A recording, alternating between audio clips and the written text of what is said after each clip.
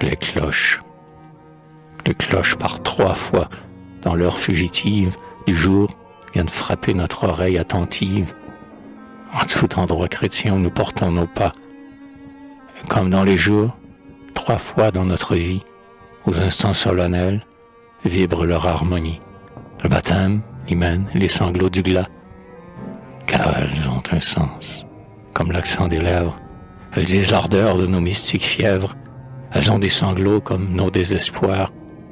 Elles sonnent l'orgueil de nos apothéoses, semblent s'attendrir sur les larmes des choses, palpiter d'extase dans le calme des soirs. Sublime seulement alors que nous le sommes, avec la barbarie et la haine des hommes, leur inerte métal connaît les noirs destins. Se laissant baisser à l'horreur de la guerre, il peut sonner, éclairant la charge meurtrière, ou gronder dans la voix des canons assassins. Quand les pâleurs de l'aube ont chassé les étoiles, déjà sont disparus les brouillards et les voiles. L'horizon s'illumine à l'orient vermeil. Sur le satin des fleurs, le cristal des nuits tremble. La cloche et les oiseaux vont célébrer ensemble. La gaieté est toujours belle et neuve du réveil. Lorsque des cieux muets à la volonté profonde jettent un être de plus à la reine du monde, la cloche sonne encore. C'est un autre matin.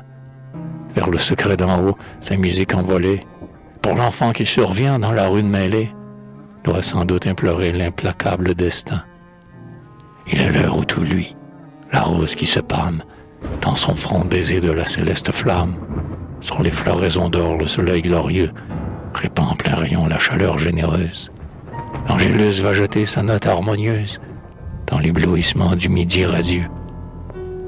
Les humains ont aussi leur midi de lumière, en l'opulence digne ou la pauvreté fière, quand 2 cœurs amoureux, par un serment loyal, joignent leur avenir dans la même espérance. L'errant, comme pour l'astre l'apogée immense, clame aux échos lointains l'hosanna triomphale. Voici l'heure où le vent s'apaise dans les branches. Les colombes des bois, fermant leurs ailes blanches, arrêtent pour dormir leur babil réjoui. Dans la limpide paix du divin crépuscule, c'est encore l'accent des cloches qui module un adieu solennel au jour évanoui. Quand nos sombres déclins touchent à leurs limites, quand déjà la grande ombre envahit nos orbites, où l'éclair du regard éteint les feux sacrés, pour scander le chagrin de ceux qui nous regrettent, et pour qu'au fond des cœurs des sanglots le répètent, le glas gémit dans l'air ses adieux éplorés.